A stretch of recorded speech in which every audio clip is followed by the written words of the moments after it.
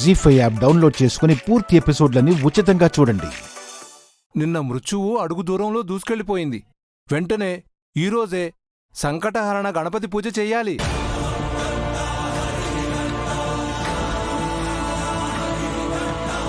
పంతులు గారు, మీరేది అవసరం అనుకుంటారో ఆ పూజ చేయించండి. ఎంత ఖర్చైనా పర్లేదు పంతులు గారు, మా పెద్దలుడికి ఏ హాని జరగకూడదు.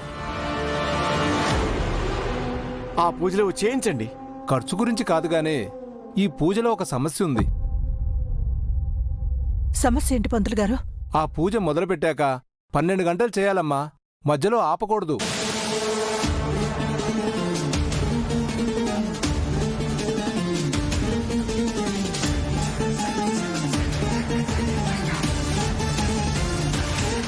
ఏ యాగమో హోమమో వ్రతమో అన్ని గంటలు చేస్తారు, కానీ అంతసేపు పూజ చేయడం ఏంటి పంతులు గారు? అదేనమ్మా సంకటహరణ గణపతి పూజ అంటే. అంతసేపు కూర్చోవలసి వస్తుందనే ఆ పూజ ఎవ్వరూ చేయరు. చేస్తే మాత్రం ఫలితం అద్భుతంగా ఉంటుంది.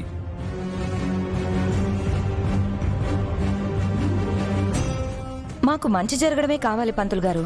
మరి పూజలో ఎవరు కూర్చుంటారమ్మా?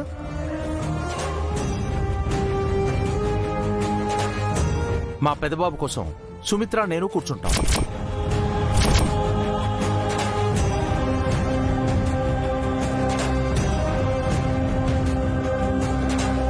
క్షమించండి అయ్యా, ఎవరికైతే గండం ఉంటుందో వారి భార్య మాత్రమే పూజలో కూర్చోవాలి.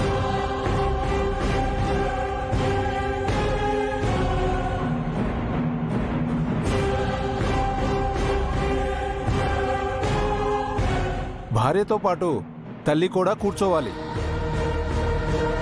అన్నేసి గంటలు కూర్చోమంటే ఎలా పంతులు గారు? వేరే పనులంటూ ఉంటాయి కదా. అసలు ఇలాంటి పూజని ఎప్పుడు వినలేదు, చూడలేదు. భర్త కోసం భార్య ఆ మాత్రం సమయం కేటాయించలేదా? తన పసుపు కుంకాల కోసమే కదా ఆ పూజ.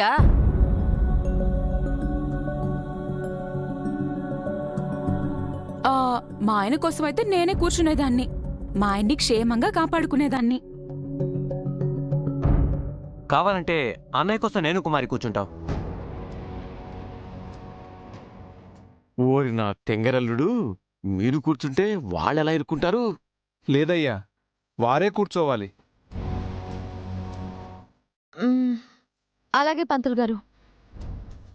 నా భర్త కోసం 12 గంటలు కాదు, 12 రోజులు కూర్చోమన్నా కూర్చున్న చోట నుంచి కదలను. భేషణ మాట చెప్పావమ్మా. అయితే మీరు పూజ చేస్తున్నట్టే కదా? చేస్తాం. నేను ఆ ఏర్పాట్లవి చూసుకుంటాను పంతులు గారు.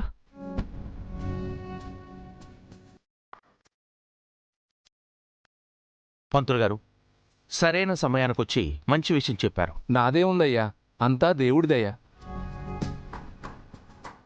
అమ్మా, పసుపుతో గణపతిని చేసి 12 గంటల పాటు లేవకుండా గణపతి పైన పువ్వులు అక్షింతలు చల్లుతూ ఓం సంకటహరణ గణపతి అని స్మరించుకుంటూ చివరిగా హారతిచ్చి కొబ్బరికాయ కొట్టాలి. అలాగే పంతులు గారు.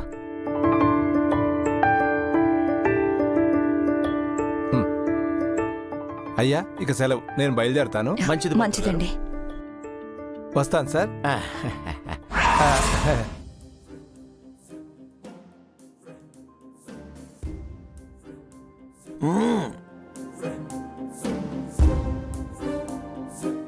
అమ్మ దివ్య, పూజకి కావాల్సిన ఏర్పాట్లు చూడమ్మా. అలాగే మావయ్య. జీ5 యాప్ డౌన్లోడ్ చేసి అన్ని ఎపిసోడ్స్ పూర్తి ఉచితంగా చూడండి.